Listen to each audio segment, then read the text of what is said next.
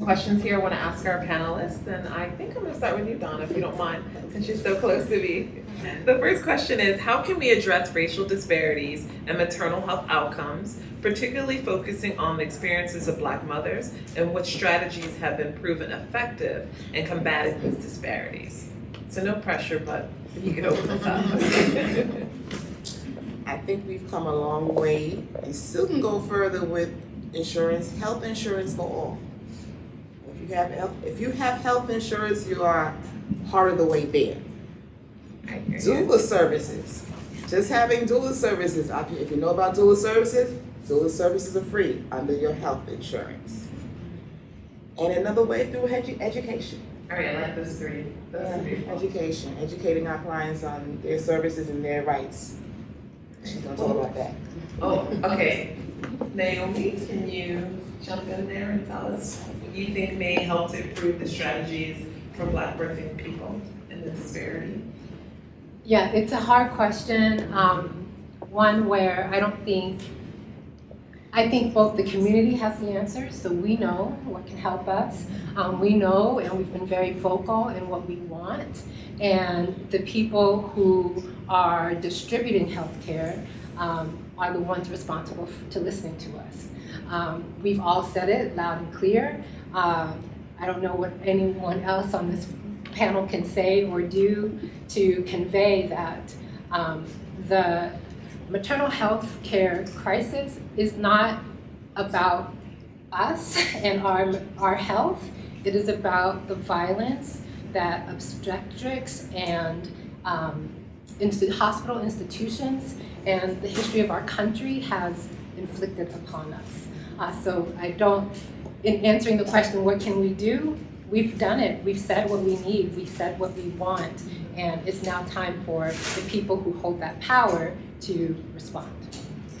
Diamond, I'm going to reach into you. I know you may have some other thoughts, maybe something different from what our other panelists sort of suggested, or maybe emulating those things. Can you tell us? Yes, of course. I mean, so much has already, right? It has already been said. I just want to say, listening to us, right? And not being afraid to speak up for yourself. I say, as a novice doula, a lot of times working with younger mothers, someone that maybe doesn't have that family experience and background, a lot of things are new to them, and you don't know what you don't know. And a lot of times it takes that first experience and going through it or watching someone else to understand. So some of those, disparities can look like pain and stress that we're used to. And sometimes it's okay to just tap into the next person, and just kind of figure out, is that normal? What does that normalcy look like? And just sharing that, because you don't have the answers, but you don't know if you also don't share it with other people to kind of lessen that burden, and also just to make sense of the space that you're in. You won't know and you won't receive that care if someone doesn't know that something is wrong. And as much as we think that people are mind readers and they can understand, it's okay to say I need some help. It's okay to say I'm looking for support. So asking for help, definitely. Yeah. What about you, Jacqueline? Anything you want to add about how these maternal health outcomes and experiences of Black mothers could be effective to be able to change this disparity? Yeah, I would say particularly for providers, it's important to screen around social determinants of health, making sure to coordinate resources and have referral pathways so that the patients that they see can have all the resources needed to have a healthy outcome after pregnancy. And the other thing is, it's important to think about what somebody had said earlier in this panel, and that's about education and learning what your human rights are in reference to birthing, during pregnancy as well as postpartum. It's important to share with other people. If you learn the information, we have the New York City Standards for Respectful Care at Birth that talk about your human rights, sharing that with family, friends, colleagues. We've had, many stories from professionals as well, just like the character we saw in the movie, that talked about how they experienced this respectful care. And it's important to get your stories out there, get them heard by other people, and think about how to advocate for yourself and also how to help others to advocate for themselves. One of the things that Jacqueline pointed to was New York City's respect of your body. So I'm quite sure all the people at home that aren't present here can just go online and Google that, and you'll be able to find the 4-page pamphlet about that. Thank you for that answer. How can mental health support be integral into prenatal and postpartum care for Black mothers? And what are some effective strategies for reducing stigma and increasing access to culturally competent mental health services? I'm gonna jump in a little bit to Diamond for that one first, if you don't mind. Yes, of course. I want to piggyback on a bit of what Jackie said in addressing those social determinants of health. Because it's hard to focus on the two when you're focused on the one, right? I can't get to what I need tomorrow if I can't focus on what I need today, and that can look like transportation to get to that doctor's appointment or feeding myself and my family, right? So us eliminating those barriers, kind of lessening those burdens so folks can really get to where they need to be. And that's all parts, right? Because that is my mental health. Holistically, it's like if I don't feel right, if it's all kind of jumbled up here, but how can I take myself out of this space to get outside and get the care that I need? So just kind of creating these support systems. And I say, especially in working with pregnant folks, if you already were receiving care, it's okay to get that care again. If you had an old therapist, if you had a support system or a group that you were a part of, don't wait until it gets bad. Be proactive about receiving the help and reaching out to folks again and letting them know, like, I might not know where to go, but do you know where to go? So it's okay to just share again, to lessen those burdens for yourself and to look at others around you to really know what they need as well. Jacqueline, do you think you can elaborate a little bit more on how they might be able to get mental health support, which may be necessary for people to find, particularly culturally competent providers? Yeah, my program, Maternity Hospital Quality Improvement Network, we're presently working with several maternity facilities, birthing facilities here in New York City. And one of the things that we're doing is a learning collaborative with the hospitals in reference to making sure that they can expedite mental health services for patients who are pregnant.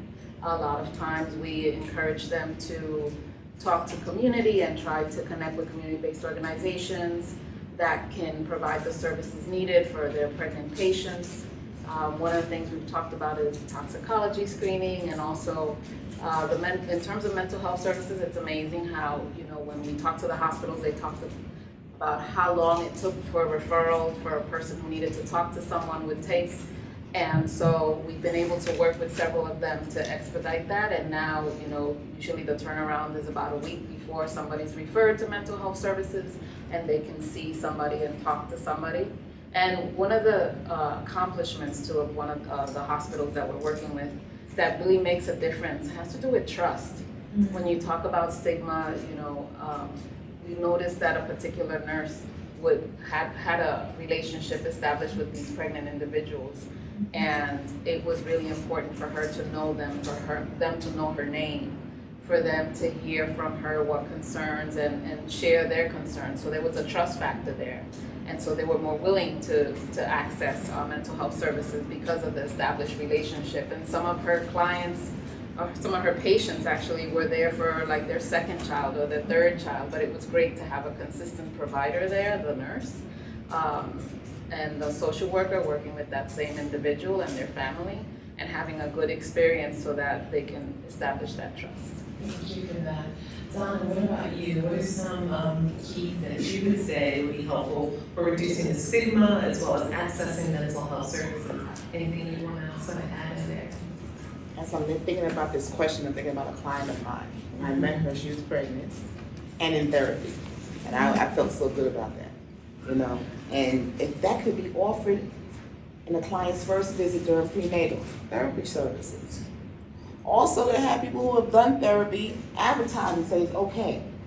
You see people like me and you, and it's okay to go for therapy. Nothing's wrong with that, because you're getting off that stress, which is healthy for you in your pregnancy. Yeah. So educating and having an offering during first prenatal. That's what I think. Thank you for that. What about you? Yeah, your question makes me think a little bit about what we saw in the film, which was depicting something that was not a mental health condition, but more of a societal condition where one person was experiencing like the brunt of that.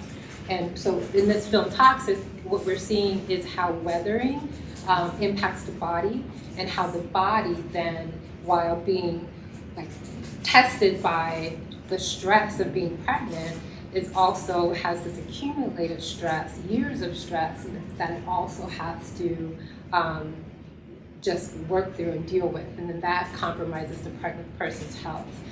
So while this isn't a mental health condition, it is a condition that needs to be addressed, and it ought to be addressed again by the people who are providing the healthcare services ought to be better trained and able to see that.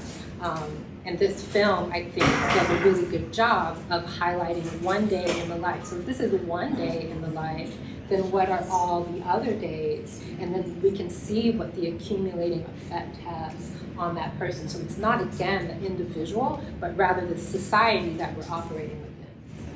I would just jump in here and also say that it's maybe a challenge for some folks to find people who are culturally competent to give them the care. Oftentimes the mental health services are catered by others out there, and that it may be hard for you to search those folks out. But I would encourage you to keep calling your health insurance providers or agencies like yours. I don't know if we can put that in the chat for people, or you can give a shout out, chat them to your agency, so that folks can be able to identify those folks that may be able to give them care that seem culturally competent for them.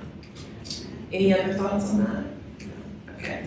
How can we ensure that Black mothers receive culturally competent care, quality care such as exams, education, prescriptions, and diagnosis, where they have different experiences within the healthcare system?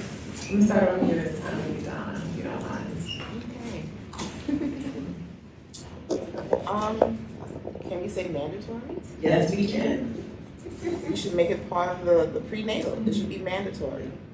So we want it integrated into the normal services that we are offered and not something separate aside. That's what I hear from you. Exactly. That's Yeah. simple as that. Okay. I'm sure they can throw something else in, but we start with that. I would piggyback on what you're saying. So making it mandatory might mean that if your healthcare provider is a doctor, then your doctor ought to be prescribing doula care for you when you're pregnant.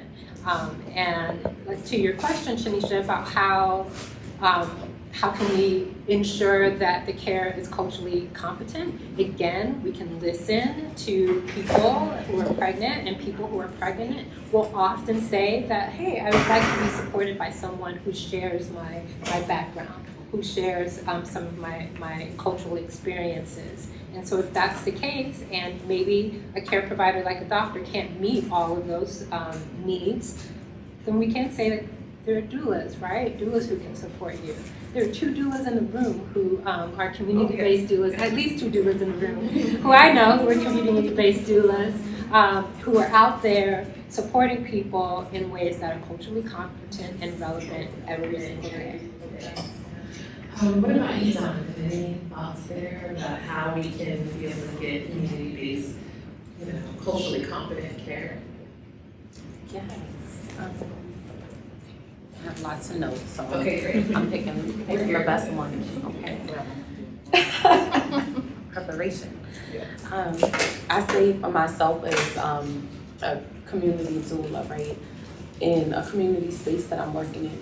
Where we're at in the Northeast Bronx, it's not a high traffic area, right? Mm-hmm. But the need still exists. And being in this organization, literally we have things going on every day, right? Every week we have folks coming out, whether it's pantry, garden, anything going on outside of the Bronx Collab. And what does that look like? The people know this is a safe space that they can come to, all right? And it's like for anything. It's creating these safe spaces, and I mean of all ages, right? Because community isn't just about the pregnant persons, right? It's before that. It's the preconception care. It's the teenagers that'll walk past you, right? The young men and young women, all persons that are literally going through healthy relationships, that have to understand boundaries and what that looks like, right? So in these organizations, we have to start at all levels. It's not just about when someone is pregnant.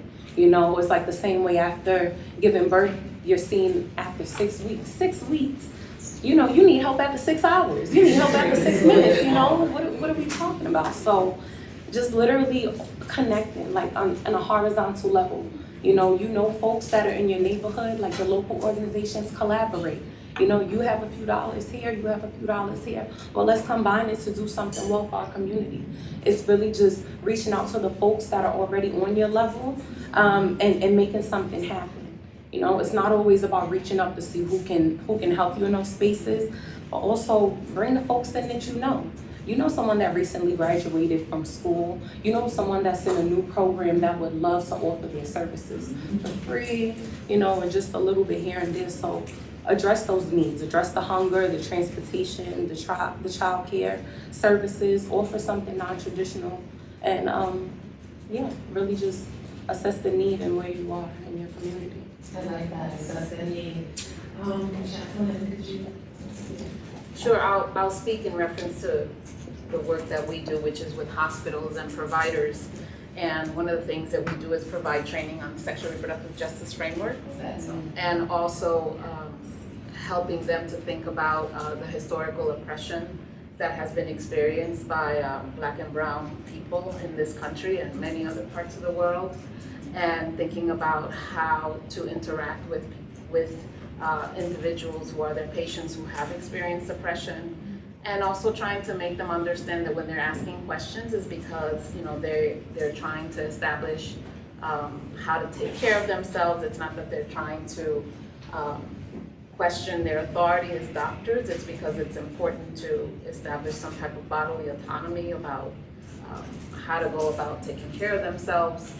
And also, we talk to providers about being supportive and listening, and thinking about screening patients, whether it's during triage or other times before the provider is seen, and including that information in the electronic medical record, so that when the patient comes to the provider has some type of information already about this patient, so that they can address them with culturally competent, effective practices. That definitely sounds very integrative and a leap of advance for what most organizations are doing, and I appreciate you sharing that. How can community-based organizations and grassroots organizations contribute to improving maternal health? Are there individuals that should be doing this advocacy work and supporting the Black Health initiatives? Simon, you look like you have something you want to say.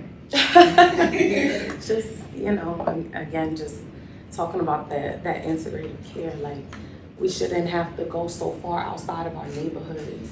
So we should have it local and available to those people in that community. I hear you. Yes, that's literally it. Local is the word. We know the folks that are already there that exist. Let's just connect each other. Yes, I hear you. What about you, Don? What thoughts do you have? Hospitals and CBOs need to come together so referrals can be made. What I like about what I do, I'm a doula, but I also work for a community-based organization. So you're able to connect the dots. Exactly. Mm-hmm. So when you get me as your doula, you got it made, because I got all those referral connections. Okay, but that they need to come together. Yeah. So we need to somehow figure out how we can go to these larger systems, such as hospitals, and try to connect them with community-based organizations when those folks out there on the ground that are actually doing the work and not sort of feel separated from it. That's what I hear from you. What about you, Jacqueline? What are your thoughts? Yeah, one of the things that we do when we work with the hospitals is, and we require for them to have a directory of community-based resources that are available for their patients that come to the hospital. And we also have birth justice defenders. We have birth justice defenders in all of the 5 boroughs, and they're housed at birth justice defender hubs. Birth justice defenders are community residents that we've recruited and trained on the New York City Standards for Respectful Care at Birth, as well as different respectful care strategies. And they go out in the community, and also hospitals or providers or community, and they're within, they're established within community-based organizations of the 5 boroughs. And so they provide education and outreach, they go to baby showers, they can do grand rounds at hospitals, and they're also they have within their contract, because they're funded by us, to provide education and outreach about respectful care in the community in which they're housed. And so they are also able to, talk about their own stories. They've had a lot of disrespected birthing experiences themselves. And so it's an opportunity for them to tell their story. And we all know that sometimes word of mouth, right? And also talking about safety and feeling a safe space. It's best when community who've had the same experience and have something in common go out and talk about respectful care and what your human rights are and how to establish that. And I think each borough has their own first justice defender, so whether it's the Bronx or, so just you can also go online and find out where your local organization is. And if you yourself want to get involved to help advocate for that, there are regular folks like us who are doing the work. So what about you, Naomi? What other thoughts are you thinking about how can we use community-based organizations and the grassroots efforts to improve Black maternal health? And what can we do to advocate for Black maternal health issues?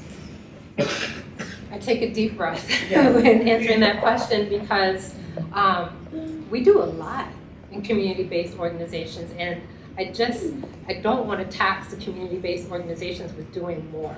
So we do so much. Part of my job as a coordinator for the Citywide Doula Initiative is to support the 25, 30 doulas on my team who are out there doing so much hands-on in the community, hands-on work. And I don't want these organizations to do more. I actually want them to do less, and I want other folks to step up. So I want to be invited on those ground rounds. I want providers to be knocking on our doors to ask, like, what can we learn from all of you on the ground? I don't want to tax folks who are doing so much already with what can we do more of to solve this problem that we did not create. Yeah.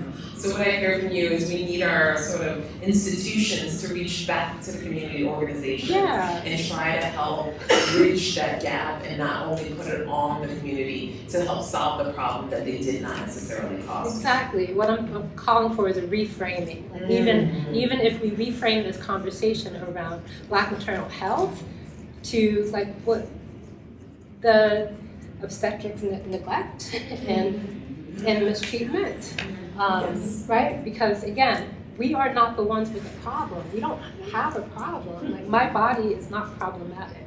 It's the places where I'm receiving care or I'm entrusting with my care that is problematic. Yes.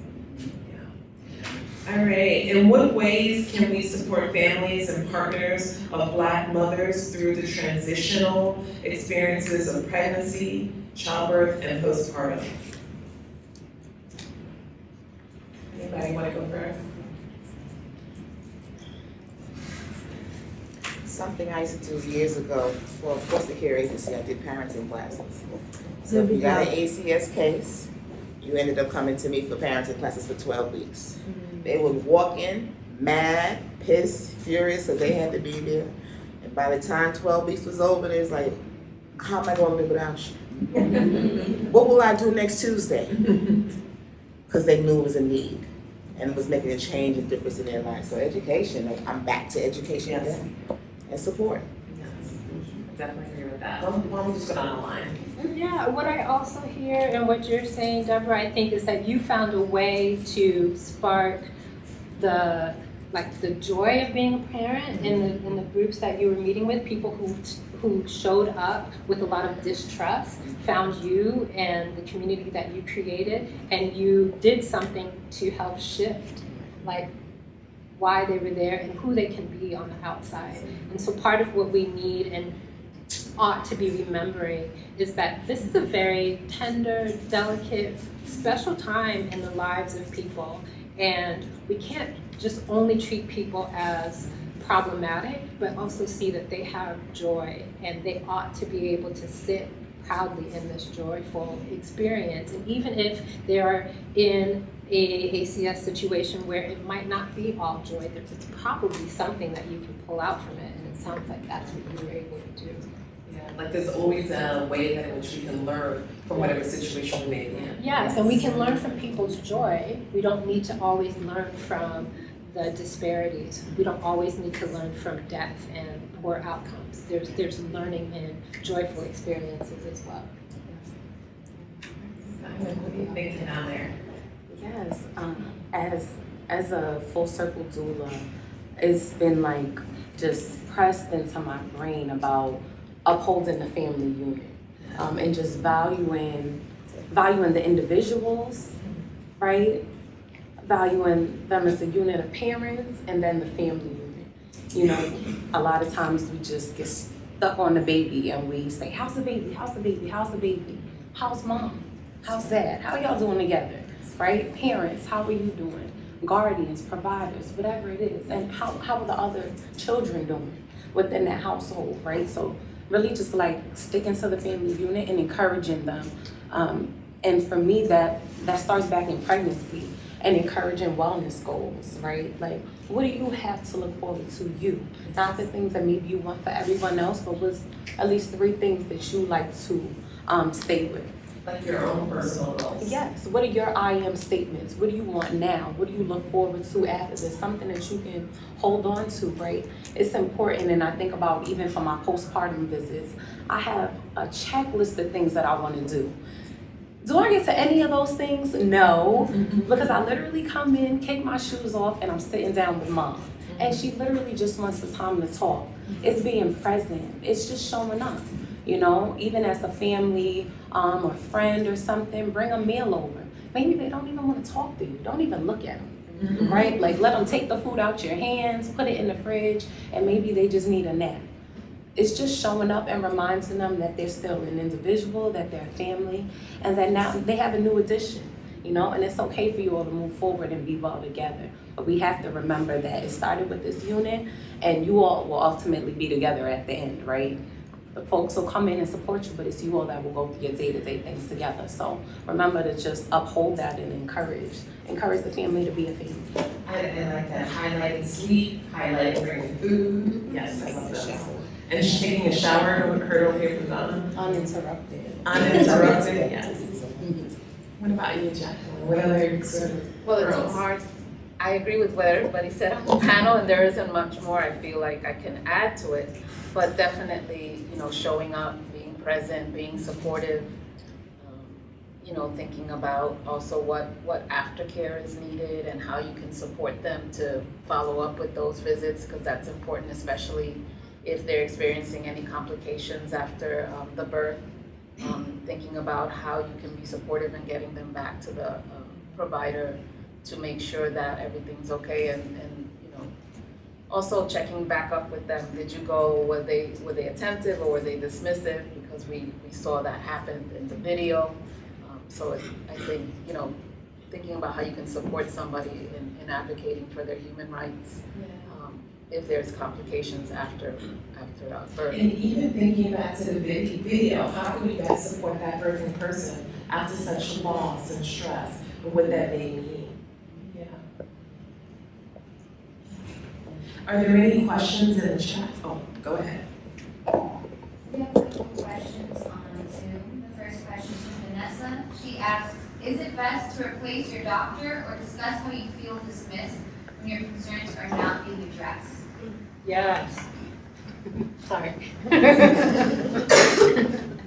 I think yes, absolutely. If you don't feel confident in your doctor and you have the ability, everyone does not have the ability depending on where you live. You might be in a rural community where there aren't many options for care, but if you do have options, yes, you are the consumer of this healthcare. You do not have to accept what you're given. I would not be here had I not fired my OB who told me that, well, I won't even go into what the offensive thing that he said to me, but I wouldn't be here if that hadn't happened. I was offended by something an OB said to me when I was pregnant 16 years ago, and I told my mother, and my mother said, fire him. And that's exactly why I sit here today as a doula and a childbirth educator and a person who works in this space, because I learned to advocate for myself, fire my provider, and find a midwife, and had the best care, not just maternal care, the best care I've ever experienced in my life from a Black midwife. All right, go ahead. You said earlier that Black women have said a lot of times what they needed to make the change happen, but nothing is happening. Who are you referring to? Who do we need to talk to? Who do we need to call? Who do we need to harass to make things happen? 1 second. I don't know if a lot of folks at home heard the question. The question is about who do we need to talk to be able to make these changes? Who do we have to talk to? Who do we have to harass? How do we make these changes? Anybody want to take that up? I think we're all trying on some there's a hand in level. the back. Oh, we have a hand in the back. Go ahead. You have to vote. You have to vote. You Start have to there. know who your local city council person is. You have to know who your state assembly person is. You have to know your state senator. What happens in Washington is fine, but what happens in Washington isn't going to affect you in Harlem. Okay? You have to, if you're having a problem with the hospital, you don't like your doctor, talk to the administrator at the hospital. But voting is how you're going to have it accomplished. Also, knowing who's the head of the Department of Health. Knowing who the mayor put in as the head of the Department of Health, the head of Social Services. Protesting works. They don't like it when you sit out in front of their office all day talking about they don't give quality health care, they don't, these are the things that are important. And you happen to have a new city council person here who's very, very engrossed in this community for a lot of reasons. He's someone you should bring on board. But I'm with you, harass, stalk, whatever you need to do, get on social media. A lot of them have social media platforms now. Consistently write to them, let them know. Get to know the community-based organizations in your neighborhood, like NMPP, which is on 127th Street. But there are other organizations in the Opium and Dempsey building too that provide resources for the community. Developing relationships with CUNY, getting events going in the community, talking to people at Harlem Hospital, having some kind of health event. Also working with women in the community to get around the culture. There's stigma when it comes to, I say this, I know the color of my skin does not put me in this, but I worked here for a long time. And in the Black community, when you talk about mental health to women of color, they're like, no, I gotta lock it down. Like, I can't worry about my mental health. I have to take care of the kids. I have to make sure this gets done and that gets done. There's a stigma that comes with seeing a mental health professional. Where in my community, if you do something wrong at 2, you're seeing a psychiatrist because something might be wrong with you. Here it's not a thing. And encouraging people to advocate for their health care, not just their maternal health, preventative health care. So that's my big now. I'm totally going to agree with that, but I'm also going to add one more thing. There is something out there that a lot of people might have heard of. It's called the Earth app. And you may want to be able to document any negative experiences in hopes that they can reach back to those providers and try to change behaviors. So. And today is Earth Day. Yeah, I got my t-shirt because I'm an investor. We have one more question. So I would sort of modify that approach to a non-binary approach because, you know, I mean, do we always all have to be Sophia and, you know, like all our lives have to fight? And the people that are left fighting are the people that are stressed out about it. So I invite all my Black brethren and sisters to adopt my approach to life, which I think is an advantage because I was born in Nigeria.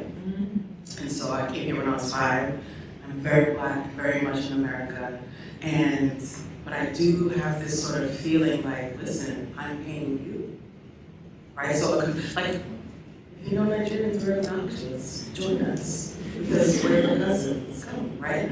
So remember that no matter what kind of insurance you have, right? If you have Medicaid, they're still being paid. It's not free. So that means that if you adopt an informed approach, so you know, getting into connecting to reputable information, it's hard to suss that out on the Instagram and such. But the main thing is that with an app such as Earth, you're able to really review who you're working with. Because, like, people will be like, oh, I'm gonna get a Black OB, I'm gonna get a Black woman OB. And some of those Black women OBs are agents of chaos, right? Like, they are far more harmful than any other type of OB, right? So it's a matter of informing yourself, but doing so, I invite you to do so indulgently, because you deserve it, because you deserve the best, and understanding that when you take care of yourself, you take care of your whole family. So what I'll leave you with is there's a word in my mother's native tongue, a name, it's called Uneka, which means mother is supreme. And when the mother is cared for, when the person who gave birth is cared for, everybody's okay. And if she's not, or they're not, nobody's okay.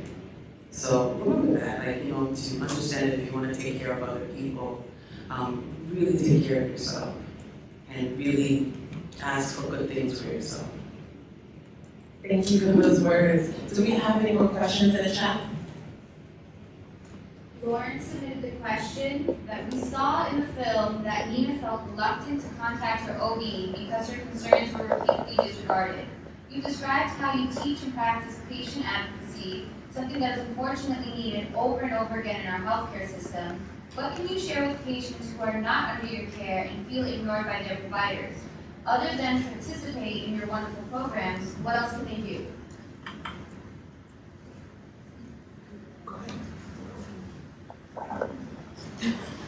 So one of the things you can do if you feel your OB is ignoring you, remind yourself, if you were the employee and you treated an employer that way, you know what would happen. So you're now the employer. There is no need to get excited, document it, and then choose the hospital you want to go to. They may not be excited to see you, but they won't turn you away in New York. And you can just say, I'm not comfortable. Because we've come to a place where women have a voice now, and doctors listen. You don't have to come in like a storm.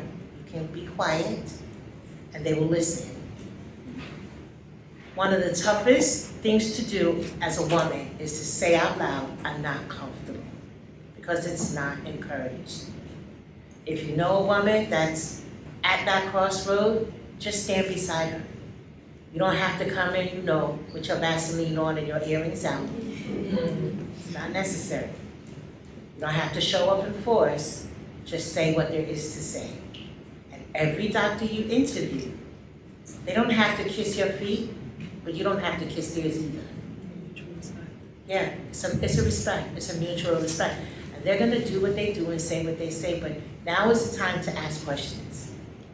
And that's what put it in your chart. Yes, and document, please document. And there's another resource that someone can put in the chat. It's the New York City Sexual and Reproductive Healthcare Bill of Rights. And it outlines 11 different things that you should be able to know about in order to be the best advocate you can be for yourself. And this tool can be used to be able to help you decipher if this provider is the right one. I know it is more stress and work for us to find these other providers, but your health depends on it. Again, I'm gonna say it again, your health depends on it.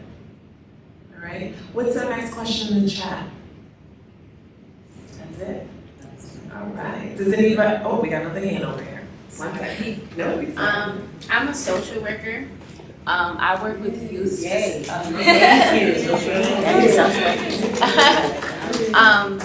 I work specifically with youth, but about 2 years, so I work in the DOE.